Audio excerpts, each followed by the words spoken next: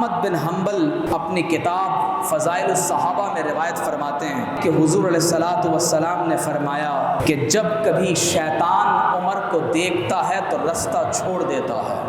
فرمایا ان کی نگاہوں کے سامنے اللہ تبارک و تعالیٰ کا ایک فرشتہ مقرر ہے۔ فرمایا وَالروح القدس ينطق على لسانہ، اور جبریل امین فاروق اعظم کی زبان پر کلام کرتے ہیں۔ اور حضور علیہ الصلوۃ والسلام کے پیارے صحابی حضرت عبداللہ بن مسعود رضی اللہ تعالی عنہ فرماتے ہیں لقد احببت عمر حبا، فرماتے ہیں کہ میں حضرت عمر سے اتنی شدید محبت کرتا ہوں کہ لو انی اعلم ان کلبا یحبہ عمر لاحببتہ،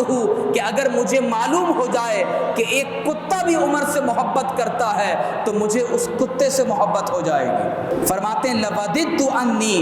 کنت خادما لعمر، فرماتے ہیں میں یہ تمنا کرتا ہوں کہ کاش میں عمر بن خطاب کا خادم ہوتا، ان کی خدمت کرتا رہتا یہاں تک کہ میرا وصال ہو جاتا۔ فرماتے ہیں ان اسلامہ کان فتحا وان ہجرتہ کان نصرا وان سلطانہ کان رحمتا، فرماتے ہیں کہ حضرت عمر کا اسلام کی فتح ہے، آپ کی ہجرت اسلام کی نصرت ہے، اور آپ کا خلافت پر متمکن ہونا یہ پورے عالم اسلام کے لیے اللہ کی رحمت ہے۔ اور کیوں نہ ہو، کیونکہ حضور علیہ السلام نے خود دعا فرمائی کہ اللہم اعز الاسلام بعمر بن الخطاب، کہ اے رب کریم اسلام کو عمر بن خطاب کے ذریعے سے عزت عطا فرما۔ اور حدیث میں آتا ہے کہ کل قیامت کے دن اللہ تبارک و تعالی کل اولین تا آخرین کو جمع فرمائے گا، اور پروردگار عالم فرمائے گا کہ اب اسلام کو ایک خوبصورت شکل میں لایا جائے۔ جب اسلام ایک خوبصورت شکل میں حاضر کیا جائے گا تو اولین تا آخرین، حضرت آدم علیہ السلام سے لے کر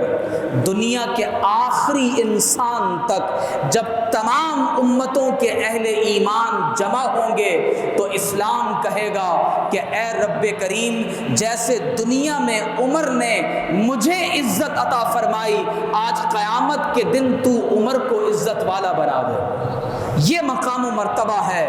جو پروردگار عالم نے حضرت سیدنا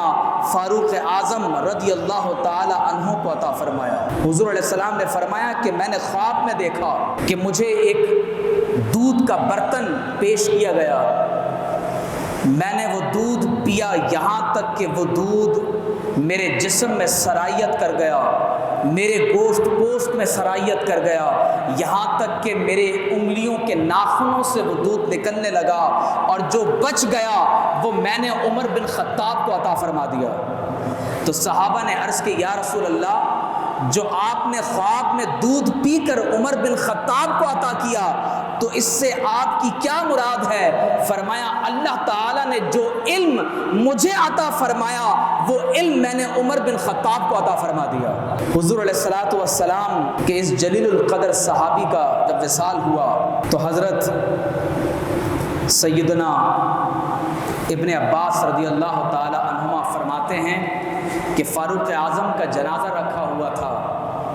تو میں نے دیکھا کہ کسی شخص نے میرے پیچھے سے آ کر میرے دونوں کندھوں کو مضبوطی سے پکڑ لیا، اور اس کے بعد کہا کہ اللہ کی قسم میں یہ چاہتا ہوں کہ اے عمر جیسے دنیا میں محمد الرسول اللہ صلی اللہ علیہ وسلم یوں فرمایا کرتے تھے کہ فَذَهَبْتُ أَنَا وَأَبُو بَكْرَ وَعُمَرَ وَدَخَلْتُ أَنَا وَأَبُو بَكْرَ وَعُمَرَ وَخَرَجْتُ أَنَا وَأَبُو بَكْرَ وَعُمَرَ، کہ آپ صلی اللہ علیہ وسلم یوں کہا کرتے تھے کہ میں ابو بکر اور عمر گئے، میں ابو بکر اور عمر گھر میں داخل ہوئے، میں ابو بکر اور عمر گھر سے نکل گئے، تو فرماتے ہیں کہ میرا یہ ارادہ ہے کہ جیسے اللہ کے رسول دنیا میں یوں کہا کرتے تھے تو اے عمر وصال کے بعد اب آپ کی قبر محمد الرسول اللہ صدیق اکبر کے پہلو میں بنا دی جائے۔ تو ابن عباس فرماتے ہیں کہ جب میں نے پلٹ کر دیکھا تو وہ حضرت سیدنا علی المرتضیٰ رضی اللہ تعالیٰ عنہ تھے۔ حضرت علی رضی اللہ تعالیٰ عنہ اس قدر شدید محبت آپ سے کیا کرتے تھے، اور حضور علیہ الصلوۃ والسلام نے خود فرمایا کہ لما اسلم عمر، جب حضرت عمر مسلمان ہوئے تو جبریل امین زمین پر اترے اور عرض کی کہ یا رسول اللہ، آپ آسمان والوں کی طرف سے حضرت عمر کے قبول اسلام پر آپ مبارکباد قبول فرما لیجیے۔ حدیث میں آتا ہے کہ ایک مرتبہ مال خرچ کر رہے تھے، اللہ کے راستے میں مال صدقہ فرما رہے تھے، تو آپ نے ایک شخص کو کچھ مال عطا فرمایا تو دیکھا کہ اس شخص کے چہرے پر زخم ہے، گڑھا ہے، تو آپ نے فرمایا کہ تمہیں کیا ہوا؟ اس نے کہا کہ میں مجاہد ہوں، ایک جہاد کے موقع پر زخمی ہو گیا، جسم پر زخم لگے ہوئے ہیں۔ تو آپ نے فرمایا کہ اس شخص کو 1000 دراہم عطا کیا جائے۔ وہ شخص وہاں کھڑا رہا، آپ نے اسے پھر 1000 دراہم عطا فرمائے، وہ پھر کھڑا رہا، آپ نے اسے پھر 1000 دراہم عطا فرمائے، اور فرمایا اللہ کی قسم اگر اس شخص کی ضرورت پوری نہ ہوتی تو میں تمام کے تمام دراہم اس کو عطا کر دیتا۔ اس کی وجہ یہ ہے کہ اس شخص نے اللہ کے راستے میں تکلیف کو اٹھایا ہے، اس نے اللہ کے راستے میں زخم کھائے ہیں، اس نے اللہ کے راستے میں اپنے جسم پر تکلیف کو برداشت کیا ہے، تو میں ایسے شخص پر کیوں اللہ کا مال خرچ نہ کروں۔ حدیث شریف میں آتا ہے کہ حضرت سیدنا عمر فاروق رضی اللہ تعالی عنہ وہ جلیل القدر شخصیت ہیں کہ نبی کریم صلی اللہ تعالی علیہ وآلہ وسلم نے مواخات کے موقع پر عتبان بن مالک سے آپ کی مواخات کروائی۔ اذان کا طریقہ آپ کے مشورے سے شروع کیا گیا، اور رسول اللہ صلی اللہ تعالی علیہ وآلہ وسلم کے یہ ایسے جلیل القدر صحابی ہیں کہ غزوہ بدر ہو، غزوہ احد ہو، ہر مقام پر فاروق اعظم رضی اللہ تعالی عنہ ہمیں صف اول میں حضور علیہ الصلوۃ والسلام کی خدمت اقدس میں نظر آتے ہیں۔ 26 ذو الحجہ سن 22 ہجری حضرت فاروق اعظم رضی اللہ تعالی عنہ کو زخمی کیا گیا، اور بالآخر ذو الحجہ کے آخری دن یا محرم الحرام کی 1 تاریخ کو آپ رضی اللہ تعالی عنہ شہید ہو گئے۔ اور یاد رکھیں کہ یہ عالم اسلام پر پہلا سوسائڈل اٹیک تھا۔ جس شخص نے، ابو لولو فیروز نے حضرت عمر رضی اللہ تعالی عنہ کو خنجر مارا، ایک مجوسی تھا، اور اس نے جب آپ کو خنجر مارا تو ایک مسلمان کے پاس ایک بہت بڑی سر پر پہننے کی ٹوپی تھی، انہوں نے وہ ٹوپی اس کے منہ پر پھینکی تاکہ اس کا چہرہ غلاف میں بند ہو جائے۔ جیسے ہی اسے گرفتار کیا گیا، اس نے اپنی چھری سے اپنی گردن کو خود قلم کر لیا۔ تو یہ عالم اسلام پر پہلا خودکش حملہ تھا۔ حضرت سیدنا امیر المومنین اہل اسلام کے دوسرے خلیفہ راشد ہیں۔ حضرت سیدنا عمر فاروق رضی اللہ تعالی عنہ تقریباً 10 برس 6 ماہ 4 دن خلافت پر فائز رہے، اور تقریباً 22 لاکھ مربع میل کا حصہ، جس میں شام، مصر، عراق، عجم، آرمینیا، آذربائیجان، فارس، کرمان، خراسان، مکران، یہ پورا بلوچستان کا یہ جو کوسٹل ایریا آپ کو نظر آ رہا ہے، یہاں تک کہ اس زمانے میں جو بڑی 2 سپر پاورز ہیں، رومنز اور پرشین ایمپائر، وہ تمام کی تمام سلطنتیں فاروق اعظم کے دور میں فتح یاب ہوئی ہیں۔ مسلمان افواج اس عہد میں ایک طرف اگر ہندوستان کے اندر اسلام کے جھنڈے گاڑ رہی ہیں تو دوسری طرف مسلمانوں کی سرحدیں چین تک پھیلی ہوئی ہیں، افغانستان سے لے کر شمالی افریقہ تک، یہ تمام تیونسیہ کا علاقہ، یہ تمام وہ خطے ہیں جو فاروق اعظم رضی اللہ تعالی عنہ کے عہد مبارک میں اس خطے تک اسلام پہنچ چکا تھا۔ جب ایران کی فتح کے بعد مال غنیمت کا ڈھیر آپ رضی اللہ تعالی عنہ کے سامنے مسجد نبوی میں لگا ہوا تھا تو آپ رونے لگے۔ کسی نے پوچھا کہ اے امیر المومنین آپ کیوں روتے ہیں؟ تو فرمایا میں ان مجاہدین کی امانت اور دیانت پر روتا ہوں کہ اتنے دور دراز سفر کو طے کرنے کے بعد یہ اتنی بڑی مالیت کا مال غنیمت یہاں پر لائے ہیں اور ایک سوئی بھی کسی نے دغا کرتے ہوئے اپنے پاس نہیں رکھی، یہ کتنے امین ہیں؟ تو جواب دیا گیا کہ اے امیر المومنین، یہ لوگ امین اس لیے ہیں کہ ان کا امیر المومنین امین ہے۔ حضرت سیدنا فاروق اعظم رضی اللہ تعالی عنہ نے جو نظام حکومت قائم فرمایا، مجلس شورا کو قائم فرمایا، اور قرآن مجید کا بھی فیصلہ ہے کہ وَشَاوِرْهُمْ فِي الْأَمْرِ۔ فاروق اعظم رضی اللہ تعالی عنہ نے جو سٹی پلاننگ فرمائی، آپ اندازہ کیجئے کہ اس عہد سے آپ نے خلافت کو شہروں میں تقسیم کر دیا، جن میں آپ کو کچھ بڑے صوبوں میں خراسان میں نیشا پور، ہرات، طالقان، فاریاب، بلخ، بخارا، بادغیس، سرخس، جرجان، اسی طرح اگر آپ آذربائیجان کی طرف آئیں تو تبرستان، ری، قزوین، زنجان، قم، اصفہان، ہمدان، نہاون، یہ تمام تر وہ خطے ہیں جن کو فاروق اعظم نے سٹی پلاننگ کے تحت باقاعدہ آپ نے شہروں میں تقسیم کیا، اور ہر صوبے کو آپ نے تقسیم کرنے کے بعد ان میں ایک حاکم مقرر کیا، ایک میر، منشی، کاتب، ریکارڈ مینٹین کرنے کے لیے اکاؤنٹنٹ آپ نے منتخب فرمایا، آپ نے دفتری کارروائی، فوج سے متعلق امور کو مرتب کرنے کے لیے ایک الگ اکاؤنٹنٹ کو آپ نے مقرر فرمایا، جو خراج جمع کرے گا، زکوٰۃ کلیکٹ کرے گا،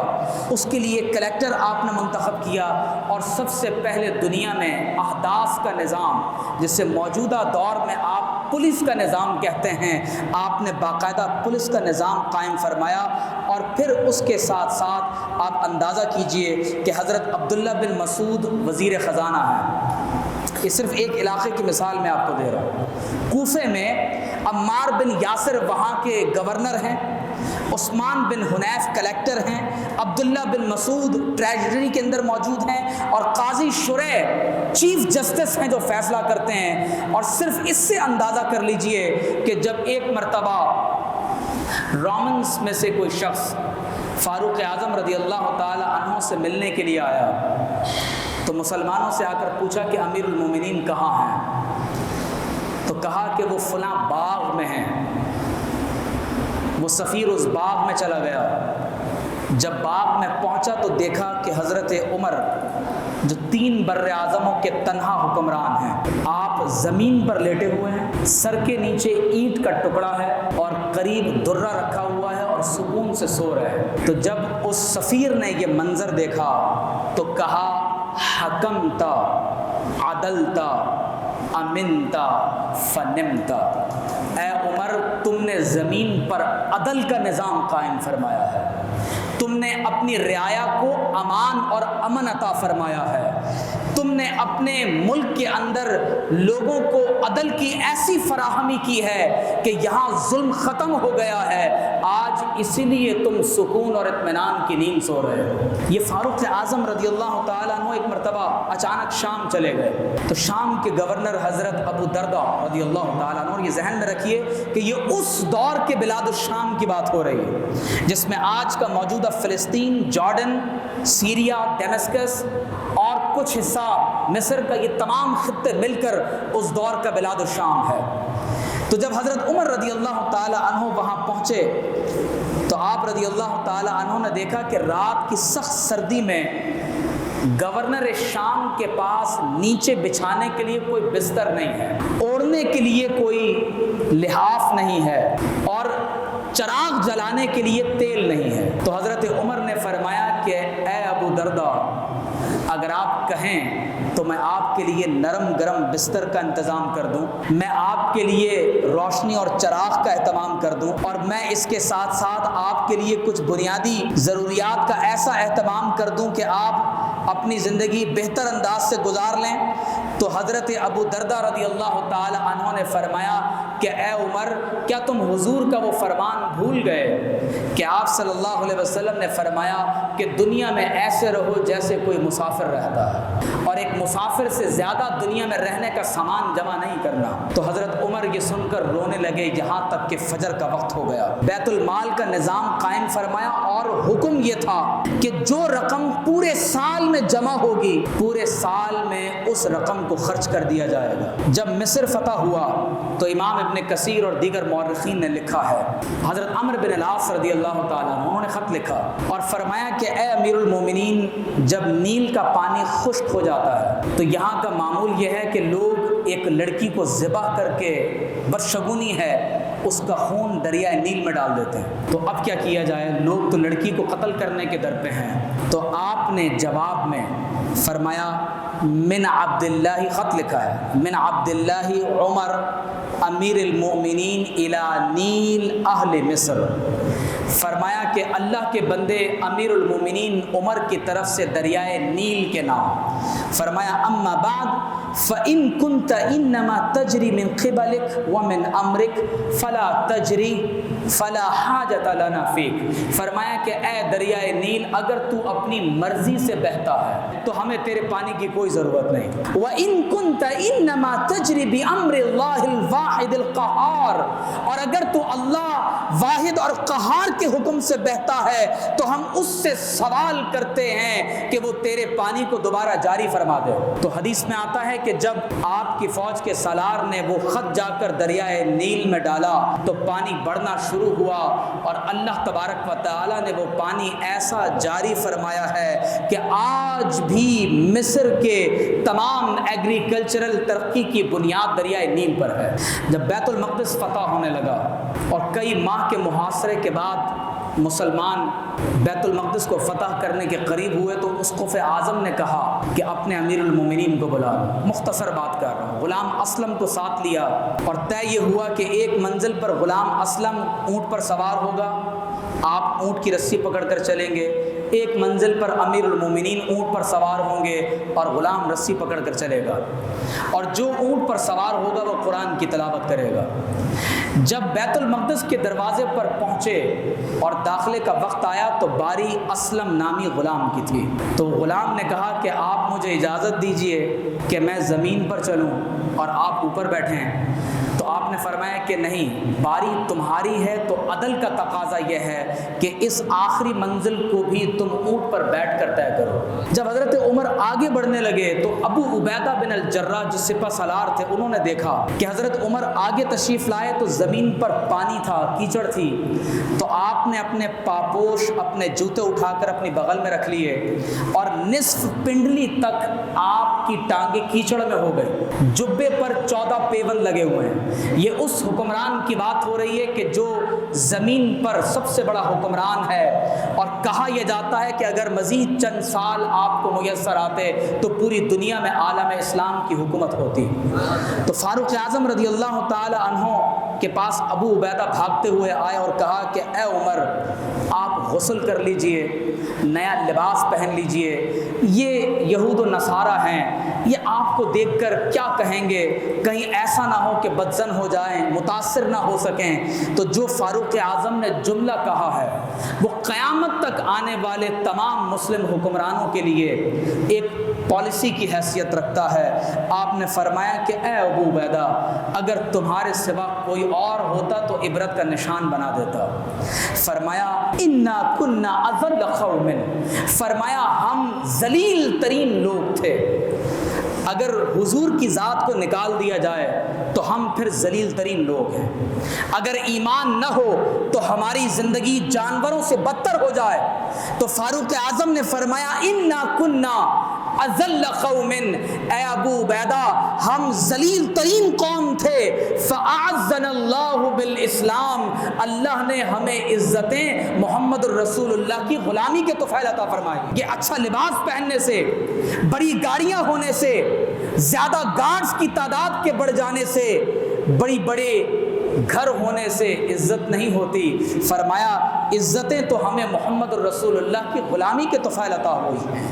فَمَهْمَا نَطْلُبُ الْعِزَّةَ بِغَيْرِ مَا أَعَزَّنَا اللَّهُ بِهِ أَذَلَّنَا اللَّهُ۔ جب کبھی مسلمان حضور کی غلامی کو چھوڑ کر کسی اور چیز میں عزت تلاش کریں گے، اللہ تعالیٰ دنیا میں انہیں ذلیل و رسوا فرما دے گا۔ فاروق اعظم رضی اللہ تعالیٰ عنہ کی سیرت، آپ کا کردار، اور خصوصی طور پر جو نظام حکومت آپ نے قائم فرمایا ہے، آج مسلمانوں پر واجب ہے کہ اس سیرت اور کردار کو اثر نو دریافت کریں، فاروق اعظم کی زندگی پر ریسرچ کریں، اس نظام پر تحقیق کریں، مطالعہ کریں، اور ہمارے حکمران عملی طور پر اسے اپنی زندگیوں کے اندر نافذ کریں۔ اللہ تبارک و تعالی ہم سب کو حضور علیہ الصلوۃ والسلام کے صحابہ کے طریق پر چلنے کی توفیق عطا فرمائے۔